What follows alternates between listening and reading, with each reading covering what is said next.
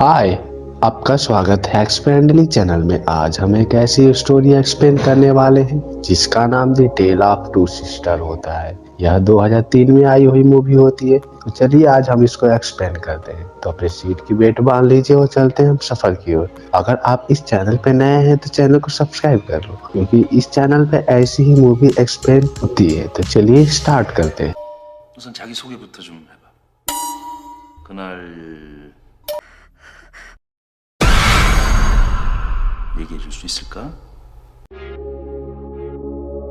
Movie की शुरुआत होती है और हमें दो बहनों को दिखाया जाता है जिसके पिता ने दो शादियां कर रखी है। तभी हम देखते हैं कि उसकी सौतेली माँ जो होती है उन लोगों के साथ गलत व्यवहार करती है। तभी हम देखते हैं कि उनमें से दोनों बहनों में से जो बड़ी बहन होती है उसका नाम सोमी होता है। उसका थोड़ा मेंटली डिस्टर्ब होती है। वो डॉक्टर के पास जाती है।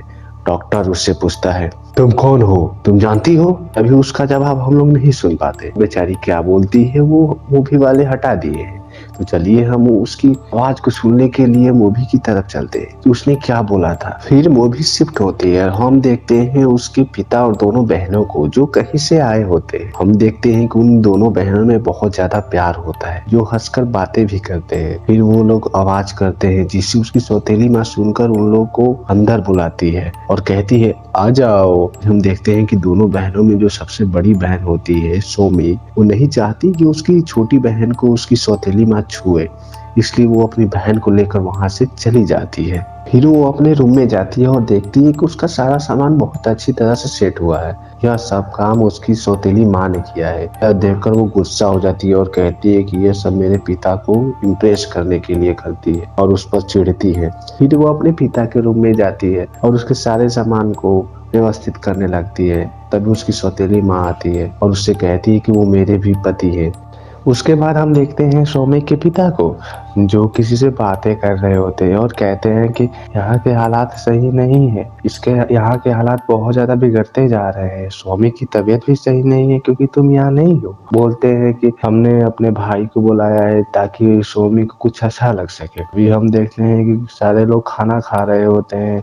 तभी उसकी सौतेली माँ बोलती है कि उनके भाई को तो मैंने बुलाया है। अभी सोमी और सौतेली माँ में बहस चालू हो जाती है। सोमी के पिता चाहते हैं तो अपनी स्टेप वाइफ के सामने दो टैबलेट रखकर चले जाते हैं।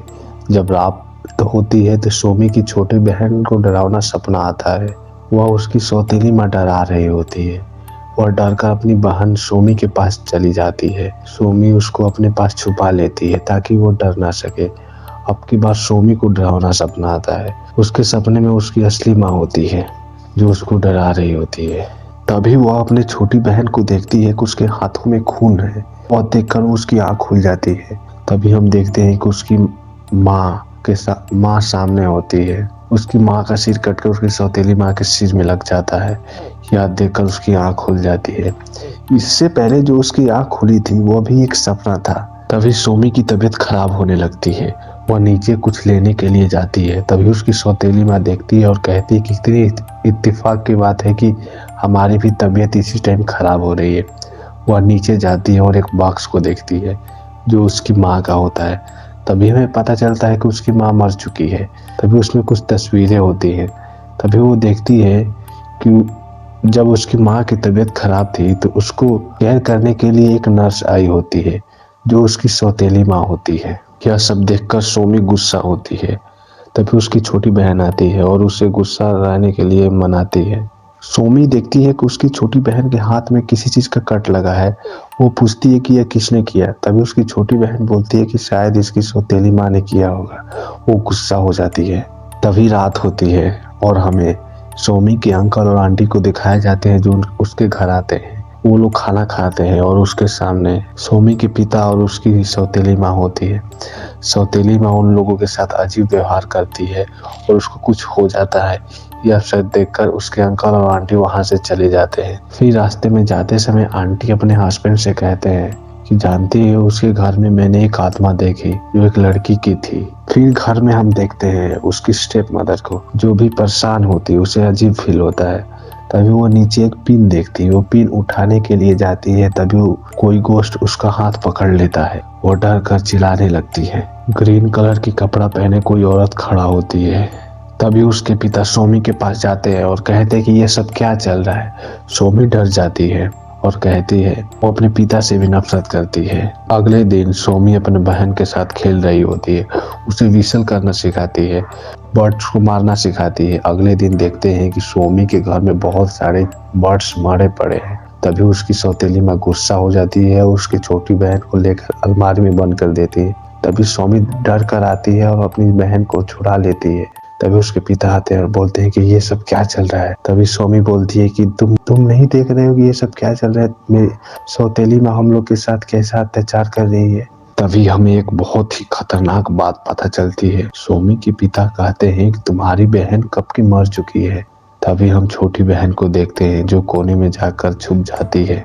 सोमी को पता चलता है कि उसका ये सब भ्रम था क्योंकि वह मेंटली डिस्टर्ब है। इसलिए हमने मूवी की शुरुआत में डॉक्टर के पास सोमी को देखा था। तभी हम देखते हैं कि उसकी सौतेली माँ बोरी में भरकर किसी को मार रही होती है। सोमी समझती है कि ये मेरी छोटी बहन है। तभी सोमी अपने सौतेली माँ के पास जाती है, उससे झगड़ा करने लगती है। उन लोगों के बीच बहुत भयानक झगड़ा होता है। सोमी को सौतेली माँ किसी स्टैचू से मारने की कोशिश करती है। तभी उसके पिता आ जाते हैं और ये सब होने से पहले उसे रोक लेते हैं। तभी हम उसकी सौतेली माँ को देखते हैं जिसके पिता उसे सोमी सोमी कहकर पुकारते हैं और कहते हैं कि मैंने हॉस्पिटल में बात कर ली है, हमें हॉस्पिटल जाना होगा। तभी हम देखते हैं कि सोमी के सामने एक औरत उसकी सौतेली माँ की शक्ल के सामने आती है। सोमी डर जाती है। तभी कैमरे का रुख मुड़ता है तो हमें पता चलता है कि सोफे पर जो बैठा था वो सौतेली माँ नहीं थी बल्कि वो सोमी ही थी। सोमी के पिता उसकी सोमी से ही बात कर रहे थे,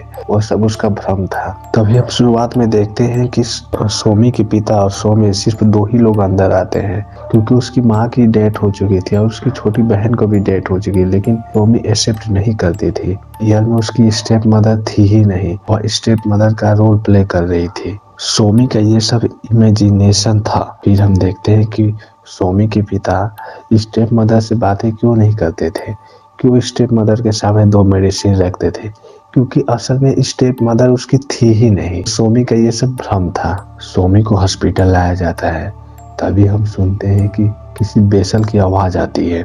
ये आवाज उसकी स्टेप मदर यानी उस नर्स को भी आती है। तभी हम देखते हैं कि सोमी के छोटी बहन का गोश्त आकर उसकी नर्स को मार देता है। यह सोमी का इमेजिनेशन था जो उसे नफरत करती थी ना, क्योंकि वो नर्स से नफरत करती थी। उसकी इमेजिनेशन में ही नर्स को मार दिया था और वो खुशी की आंसू रोती है। फिर हमें असली स्टोरी को दिखाया जाता है जहाँ सोमी की बहन और सोमी होते हैं। क्योंकि सोमी की माँ की तबीयत खराब रहती है इसलिए उसके पिता ने एक नर्स केयर करने के लिए बुलाया। अभी वो उसके पिता उस नर्स से प्यार करने लगते हैं। उसके अंकल आंटी भी देखकर खुश हैं क्योंकि उसकी माँ की तबीयत ज्यादा खराब होने लगती है। अभी हम देखते हैं सोमी की माँ खुद को अलमारी में फांसी लगा लेती है।